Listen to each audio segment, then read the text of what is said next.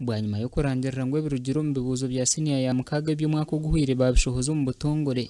aba standard high school zana batandikireho kucebera amasomo gabo aho nto kuja guza kutandikire bwanyuma yabeje kubisingurira ahaiguru.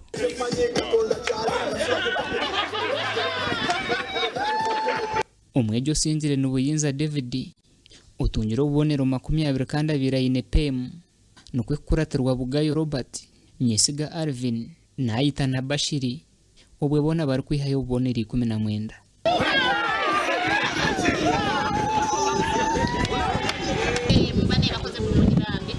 Twino kushemererwa kwa manu munonga abana bitu abekibina cya mukaga ivuzo babishatura ahaiguru munonga twino mwana ayino bonero 20 bwona yabumarayo bamweta buyinza David nabandi abana bana bino bonero 19 kandi bona abo bakora biology chemistry hamwe no kubara ishomerere kashita bejigana kinana kandi bona babisingira ahaiguru. Tusima bashomesa bito bino bahikana abana babo babahabura ibashenkwe bakora babatomuza discussion